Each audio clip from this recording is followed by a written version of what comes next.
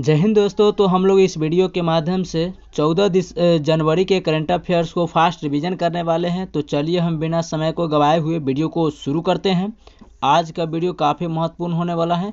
चलिए, तो daily fast revision आप लोग को इस शाम में वीडियो मिल जाता है हर दिन का। तो 14 जनवरी के करंट अफेयर्स को हम लोग फास्ट रिवीजन करने वाले हैं। पहला नंबर प्रश्न को हम लोग देखते हैं कि हाल ही में IUCN ने रेड डाटा सूची में मीठे पानी की जैव विविधता के महत्वपूर्ण हॉटस्पॉट के रूप में किसे सूचीबद्ध किया है। तो ये IUCN ने यह रेड डाटा सूची में मीठे पानी की जो जैव विविधता है इसको लिस्ट में जारी कर चुका है।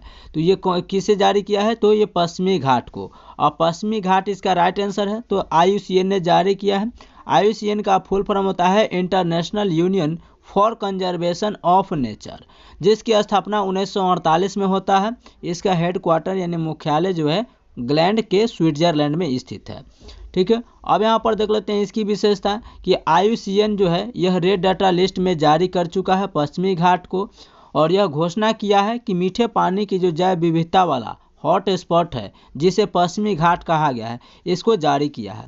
यहाँ सर्वाधिक जो पश्चिमी घाट है, यहाँ पर सर्वाधिक जो है वो खतरे में क्या है, तो पेरियार नदी जो केरल में है, और यहाँ में रहने वाले जितने भी सारे जलीय जीव हैं वो खतरे के संकट में हैं।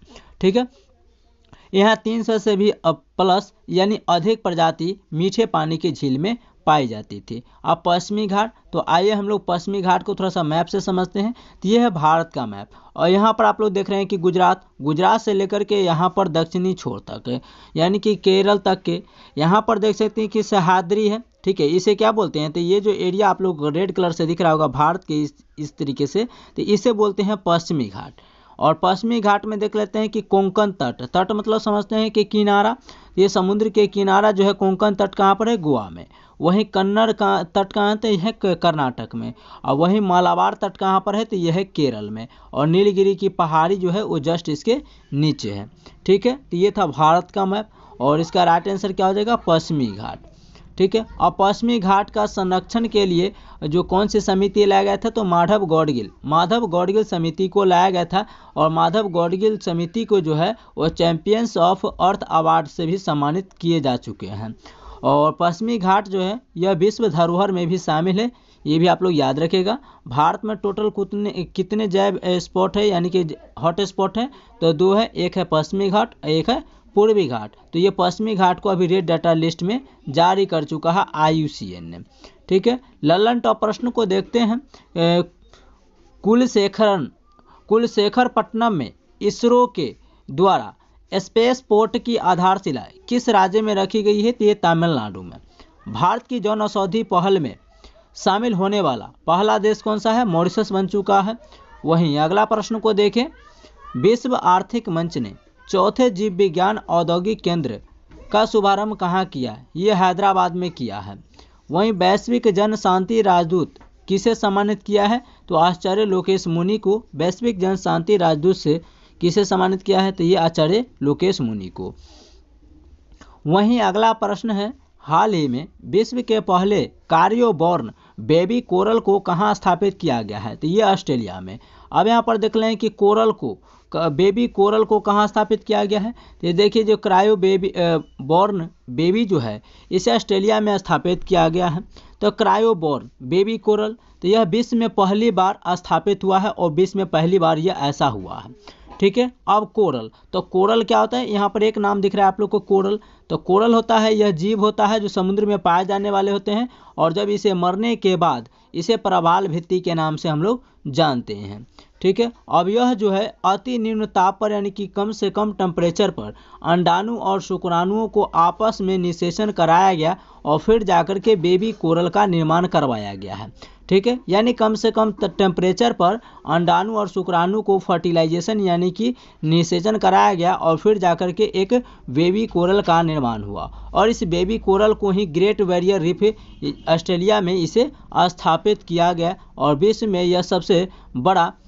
में सबसे बड़ी प्रवाल भित्ति भी है ग्रेट बैरियर रीफ, ये भी आप लोग याद रखिएगा, जो ऑस्ट्रेलिया में है, यहीं पर इसे स्थापित किया गया है। ठीक है, चलिए अगला लल्लन टॉप प्रश्न को देखते हैं। ऑक्सफोर्ड पुरातत्वविदों द्वारा खोजी गई हड़प्पा युग किले मंद बस्ती जिसका नाम है मोरोधारो कहाँ स्थापित किया गया है? गुजरात में इसे स्थापित किया गया है। ठीक है, अगला प्रश्न है, भारत मलेशिया के बीच द्विपक्षीय समुद्री अभ्यास समुद्र लक्ष्मण कहाँ आयोजित किया गया था? विशाखापत्तनम में किया गया था। ठीक है, नेक्स्ट क्वेश्चन है कि खेलो इंडिया यूनिवर्सिटी गेम्स 2023 में सर्वाधिक पदक कौन सी यूनिवर्सिटी ने जीता था? चंडीगढ़ ने। आयोजन कहाँ गया था? नॉर्थ ईस्ट गुवाहाटी में, और शुभंकर क्या था? अष्टलक्ष्मी इसका शुभंकर था। वहीं अगला क्वेश्चन ललन टॉप देखते हैं, INS जटायु का उद्घाटन लक्षद्वीप में किया गया था, और INS का फुल फॉर्म होता है इंडियन नेवल शिप होता है। वहीं अगला क्वेश्चन देखें, तीसरा नंबर, हाल ही में फ्यूचर ऑफ जॉब्स रिपोर्ट 2025 किसने जारी किया है? तो ये WEF यानी वर्ल्ड इकोनॉमिक फोरम ने यह फ्यूचर ऑफ जॉब्स 2025 रिपोर्ट को जारी कर चुका है। यानी कहने का मतलब है कि 2025 से आने वाले जो आगे साल होगा उसमें जॉब्स की स्थिति क्या होने वाली है, नौकरी की स्थिति क्या होने वाली है। ठीक है, तो ये जारी किया है वर्ल्ड इकोनॉमिक फोरम, जिसे हम लोग हिंदी में विश्व आर्थिक मंच कहते हैं। 1971 में इसकी स्थापना होता है, जिनेवा स्विट्जरलैंड में इसका मुख्यालय है। शीतकालीन बैठक इसका दावोस में किया जाता है। जो ग्लोबल जेंडर गैप जो इंडेक्स है यही ने जारी करता है, वर्ल्ड इकोनॉमिक फोरम जारी करता है।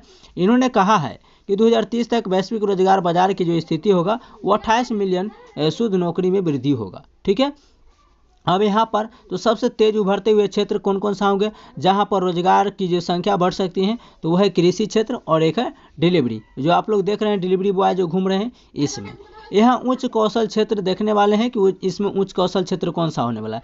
तो AI पर आधारित होने वाला है, जो आर्टिफिशियल इंटेलिजेंस होगा।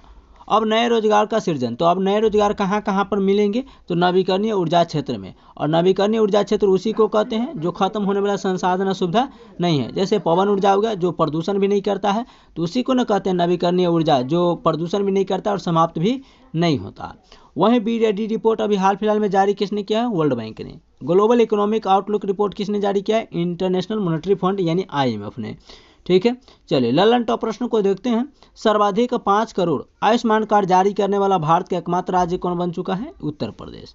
अदिति योजना किस मंत्रालय ने शुरू किया था? रक्षा मंत्रालय ने। किस राज्य की आभूषण कला सिल्वर फिलिग्री को GI टैग मिला है? तो ये उड़ीसा राज्य का है।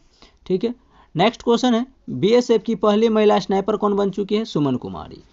चलिए क्वेश्चन नंबर 4 को हम लोग देखते हैं। हाल ही में कैलिफोर्निया के जंगलों में, काफ़ी यह सुर्खियों में है, काफ़ी यह चर्चा में भी है। हाल ही में कैलिफोर्निया के जंगलों में लगी आग को बुझाने के लिए चर्चा में रहे गुलाबी अग्निरोधी, क्या चर्चा में है? गुलाबी अग्निरोधी का मुख्य तत्व कौन सा है? यानी अभी देख लिए हैं कि बहुत सारे पानी यानी वाटर का उस पर छिड़काव किया, फिर भी इस पर काबू नहीं पाया जा रहा।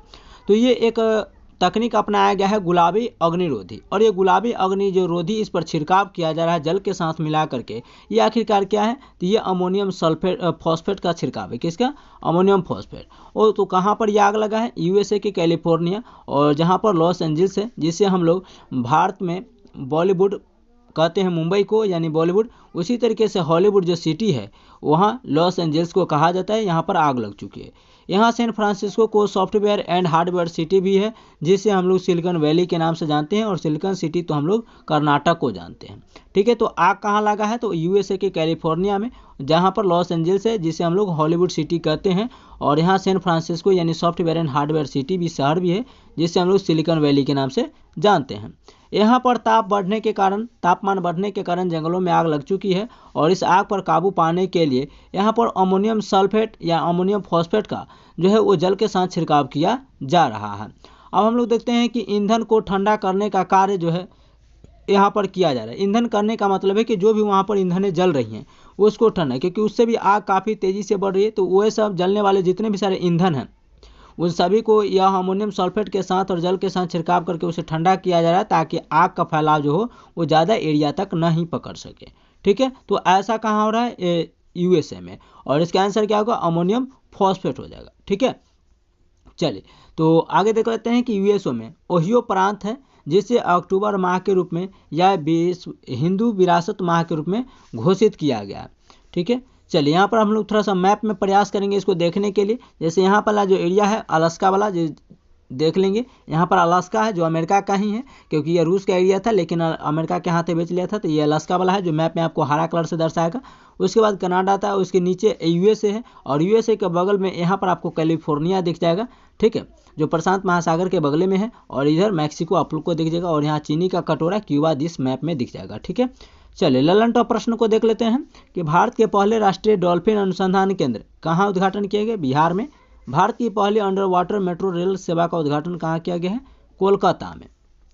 चलिए नेक्स्ट क्वेश्चन है कि भारत में फार्मूला 1 ईंधन स्टाम्प का उत्पादन करने वाली पहली देशी कंपनी कौन बन चुकी है? Indian oil. हमारा संविधान हमारा सम्मान अभियान का पहला संस्करण बीकानेर में आयोजन किया गया था, दूसरा प्रयागराज में, और तीसरा गुवाहाटी असम में। चलिए नेक्स्ट क्वेश्चन है 5 नंबर। नवीन और नवीकरणीय ऊर्जा मंत्रालय के अनुसार वर्ष 2024 में अक्षय ऊर्जा क्षमता में कितनी वृद्धि का रिकॉर्ड बनाया गया है? ये 30 गीगावाट का। अब ये 2024 में नवीकरणीय ऊर्जा, तो नवीकरणीय ऊर्जा किसे कहते हैं? नहीं तो ये समाप्त हो सकता है और ना ही ये प्रदूषण लायक होता है, यानी कि नहीं ये प्रदूषण करता है, ठीक है। जैसे सौर ऊर्जा, तो सोलर ऊर्जा से मिलने वाली क्या ये समाप्त होगा? बिल्कुल नहीं। क्या इसे प्रदूषण होगा? नहीं होगा। पवन ऊर्जा से भी नहीं, जिससे चक्की चलती है, टरबाइन। अब यहाँ पर देख लेते हैं कि 30 गीगावाट की वृद्धि किया गया है। तो 2023 में यह गीगावाट जो था वो 13.75 गीगावाट ही था, लेकिन इसमें 2030 तक इसका लक्ष्य कितना रखा है? 500 गीगावाट तक। तो इसको देखा गया है कि 2023 से लेकर के 2024 यानी कि टोटल 1 सालों में 113% जो है इसकी वृद्धि हुई है, और परसेंटेज में 113%, और जबकि इसका देखा जाए गीगावाट में तो 30 गीगावाट की इसका वृद्धि हुआ है, ठीक है। तो इसका राइट आंसर क्या हो जाएगा कि नवीन और नवीकरणीय ऊर्जा मंत्रालय के अनुसार वर्ष 2024 में अक्षय ऊर्जा क्षमता में कितनी वृद्धि किया गया है? 30 गीगावाट को वृद्धि किया गया है। आइए ललन टॉप प्रश्न को देखते हैं। 700 टेस्ट की विकेट लेने वाले विश्व के पहले गेंदबाज कौन बन चुके हैं? एंडरसन। वैश्विक खसरा और रूबेला चैंपियन पुरस्कार से किसे सम्मानित किया गया? भारत को। मिस वर्ल्ड 2024 का खिताब किसने जीता है? क्रिस्टीना प्लिस्कोवा ने जीता है। वहीं अगला प्रश्न को देख लेते हैं कि लाचित बोरफुकन की 125 फुट ऊंची प्रतिमा स्टैच्यू ऑफ वेलोर का अनावरण कहाँ किया गया? जोरहाट, और जोरहाट कहाँ है? असम में। चलिए क्वेश्चन नंबर 6 को देख लेते हैं हम लोग। हाल ही में प्रधानमंत्री नरेंद्र मोदी ने जेड मोड़ सुरंग का उद्घाटन कहाँ किया है? ये जम्मू कश्मीर में। जेड मोड़ सुरंग, ये जिसे हम लोग सोनमर्ग भी कहते हैं, और यह इसे जम्मू कश्मीर में शुरू किया गया है प्रधानमंत्री नरेंद्र मोदी जी के द्वारा, ध्यान रखेंगे। शुभारंभ प्रधानमंत्री नरेंद्र मोदी ने किए हैं 13 जनवरी 2025 को। सोनमर्ग जम्मू कश्मीर में यह जगह स्थित है। गंदेरबल जिला में यह स्थित है, यह याद रखिएगा। जम्मू कश्मीर का एक जिला है गंदेरबल, वहाँ पर इसको स्थापित किया गया सोनमर्ग में, ठीक है। और यह गगनवीर और सोनमर्ग को जोड़ेगा, और इसका जो दूरी था गगनवीर और सोनमर्ग को, जिसके देखिए इस तरीके से इसका डिस्टेंस था, इस तरीके से, ठीक है। यहाँ से आने में यहाँ तक इसको आने में टोटल 2 घंटा का समय लगता था, लेकिन अब इसे इस तरीके से सीधा कर चुका है, यानी कि शॉर्ट। तो इसको आने में सिर्फ आप 15 मिनट ही समय लगेंगे इतना दूरी तय करने में। तो ये किसको जोड़ेगा? तो गगनवीर और सोनमर्ग को जोड़ेगा, जो इसकी 64 किलोमीटर दूरी तय करना पड़ता था, जो अब सिर्फ 15 मिनट में ही तय किया जाएगा। पहले इसको तय करने में 2 घंटा समय लगता था।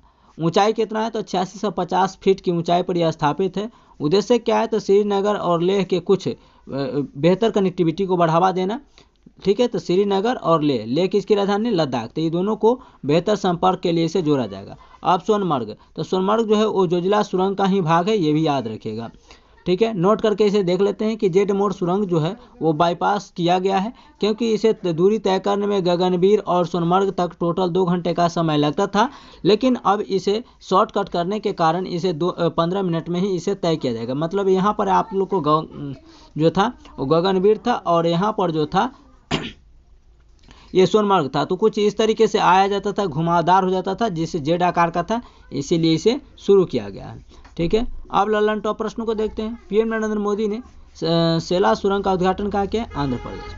तीनों सेनाओं का त्रिसेवा अभ्यास भारत शक्ति का आयोजन कहाँ किया? राजस्थान में। चलिए अगला प्रश्न को देख लेते हैं। केंद्र सरकार द्वारा नागरिकता संशोधन कानून 2019 किस देश के नागरिकों के लिए लागू किया गया था? ये इसका ट्रिक है बाप, यानी बी से बांग्लादेश, ए से अफगानिस्तान और पी से पाकिस्तान के नागरिकों के द्वारा। अगला क्वेश्चन है, भारतीय पैरालंपिक समिति का अध्यक्ष देवेंद्र झंझारिया को बनाया गया, और हाल ही में फसल कटाई उत्सव माघ बिहू कहाँ मनाया गया है? तो यह असम में मनाया गया है। कहाँ पर? असम में मनाया गया है। 13 जनवरी को यह फेस्टिवल मनाया जाता है जिसे माघ बिहू कहते हैं, और यह फसल उत्सव है जो असम में मनाया जाता है। इसी को भोगली बिहू भी कहते हैं, और इसी दिन पंजाब में लोहड़ी महोत्सव मनाया जाता है। ठीक है, जबकि वहीं पर 14 जनवरी की जिक्र करें हम लोग तो 14 जनवरी जिसे उत्तरायण महोत्सव गुजरात में मनाया जाता है, इसी को मकर संक्रांति भी कहते हैं, और इसी तारीख को पतंग उत्सव भी आयोजन किया जाता है। इस दिन जो होता है काफ़ी खास होता है तिल के लिए, क्योंकि तिल का यह खास महोत्सव है, और उत्तर प्रदेश और बिहार में इसे खिचड़ी के नाम से जानते हैं। तमिलनाडु में इसे पोंगल कहते हैं, ये भी आप लोग याद रखिएगा, जल्लीकट्टू। चलिए अगला क्वेश्चन है कि ललन टॉप प्रश्न, महिला वैज्ञानिकों और फैकल्टी की सहायता के लिए शेरनी का उद्घाटन विश्वविद्यालय अनुदान आयोग ने किया है। भारत की राष्ट्रपति द्रौपदी मुर्मू को किस देश के राष्ट्रीय दिवस समारोह का मुख्य गेस्ट के रूप में चुना गया है? तो मॉरिशस के गेस्ट अतिथि के रूप में इन्हें चुना गया है। अगला क्वेश्चन है राष्ट्रीय कार्यक्रम Khelo India Rising Talent Identification Programme कृति का शुभारंभ चंडीगढ़ में किया गया। भारत के पहले फ्यूचर लैब्स केंद्र का उद्घाटन तिरुवनंतपुरम में किया गया। चलिए 8वां नंबर क्वेश्चन को देख लेते हैं। हाल ही में अंडर 19 क्रिकेट में 346 रनों का राष्ट्रीय रिकॉर्ड किसने तैयार किया? तो यहाँ पर दिख रहा है आप लोग को अंडर 19। अंडर 19 का मतलब यही होता है 19 साल से कम के इसमें खिलाड़ी इसमें भाग ले सकते हैं। अब इन्होंने 346 रनों का जो रिकॉर्ड है, विश्व रिकॉर्ड, भारत रिकॉर्ड इन्होंने बनाया है ईरा जाधव ने। किसने? ईरा जाधव ने राष्ट्रीय रिकॉर्ड ठोक दिया है। अंडर 19 क्रिकेट में ईरा यादव मुंबई के रहने वाली हैं। एक पारी में इन्होंने 346 रनों का पारी खेली है। यह पहली भारतीय हैं जो विश्व में यह पहले भारतीय हैं जो 13 शतक लगा चुकी है। ठीक है, और ये किसके खिलाफ लगाई है? मेघालय टीम के खिलाफ। भारत का सर्वश्रेष्ठ व्यक्तिगत स्कोर ये महिला में बना चुकी है अभी तक के। ठीक है, ललन टॉप प्रश्न को देखते हैं। UNDP united nation development programme लैंगिक असमानता सूचकांक 2022 में भारत को 108वां स्थान मिला था। प्रधानमंत्री नरेंद्र मोदी ने वंचित क्रेडिट सहायता प्रदान करने के लिए कौन सा पोर्टल लॉन्च किया? तो यह पीएम सूरज जो है पोर्टल को लॉन्च किया है। रणजी ट्रॉफी 2024 की विजेता टीम कौन रह चुकी है? मुंबई। चलिए नेक्स्ट क्वेश्चन है, केंद्रीय मंत्री अमित शाह ने एनआईए के कौन से ऐप का उद्घाटन किया? संकलन। क्वेश्चन नंबर 9 हम लोग देख लेते हैं फटाफट। हाल ही में केंद्र सरकार द्वारा पूर्वोत्तर में प्रारंभ की गई इंडोर परियोजना का संबंध किससे है? तो ये इंडोर परियोजना तो ये प्राकृतिक रबर से संबंधित है। इसकी शुरुआत उत्तर पूर्वी भारत में किया गया। उद्देश्य क्या है? तो रबर की गुणवत्ता को बेहतर करने के लिए। यह योजना 5 वर्षों तक चलने वाला है, और इसमें इन्वेस्ट जो आने वाला है वो 100 करोड़ रुपए का इन्वेस्ट इसमें किया जाएगा। ठीक है, खर्चा आएगा। ठीक है, और रबर की गुणवत्ता को सही करने के लिए। अब देख लेते हैं कि यह टायर उद्योग के द्वारा चलने वाला यह योजना है। रबर का वल्कनीकरण सल्फर गंधक के द्वारा किया जाता है, और रबर का प्राकृतिक बहुलक किसे कहा जाता है? आइसोप्रीन को कहा जाता है। नेक्स्ट ललन टॉप प्रश्न है कि भारत का पहला इंडोर एथलेटिक केंद्र कहाँ स्थापित किया गया? भुवनेश्वर, उड़ीसा में। उड़ीसा की राजधानी भुवनेश्वर है। भारतीय सेना संयुक्त सैन्य अभ्यास लैमित्य 2024 किस देश के साथ हुआ है? भारत और सेशल्स के बीच। वर्ष 2023 के सरस्वती सम्मान के लिए चुने गए प्रसिद्ध कवि प्रभा वर्मा का संबंध किसे है? तो ये मलयालम भाषा के हैं। इन्हें अभी सरस्वती सम्मान 2023 के लिए चुना गया था, और यह प्रभा वर्मा जो है वर्मा यह मलयालम भाषा से संबंधित है। ठीक है, चलिए कवित्री हैं यानी कवि है।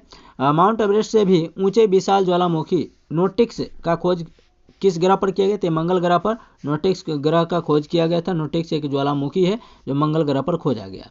10वां नंबर प्रश्न है, हाल ही में 20 डिग्री सेल्सियस से लेकर के -60 डिग्री सेल्सियस तक का तापमान सहन करने वाला एक हिम कवच कपड़ा जो है इसको विकसित किया है, और विकसित किसने किया है? तो ये डीआरडीओ। अब डीआरडीओ का full form defence research development organisation होता है, जिसकी स्थापना 1 जनवरी 1958 को हुआ था। मुख्यालय इसका दिल्ली में है, हेडक्वार्टर, और इसके अभी वर्तमान अध्यक्ष समीर भी कामत हो जाएंगे। और विकसित डीआरडीओ ने किया था, और यह तैयार मल्टी लेवल क्लोथिंग सिस्टम कपड़ा होने वाला है जिसका नाम हिम कवच दिया गया है। अब यह कपड़ा कैसा होने वाला है? तो पहला नंबर है यह कपड़ा जो है वो 20 डिग्री सेल्सियस से लेकर के -60 डिग्री सेल्सियस तक के तापमान को यह सहन कर सकता है, ऐसा कपड़ा है।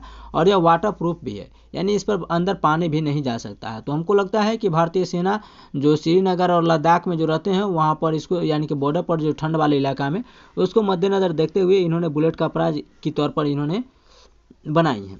ललन टॉप प्रश्न है कि पहली बार फार्मूला 4 रेस का आयोजन कहाँ किया गया? श्रीनगर, जम्मू कश्मीर में। विश्व खुशहाली रिपोर्ट में 2024 में भारत का स्थान 126वें स्थान पर था। वर्ष 2024 में भारत ने पहली बार 2+2 रक्षा और विदेश मंत्री स्तरीय वार्ता किस देश के साथ किया था? तो ये ब्राज़ील के साथ किया था।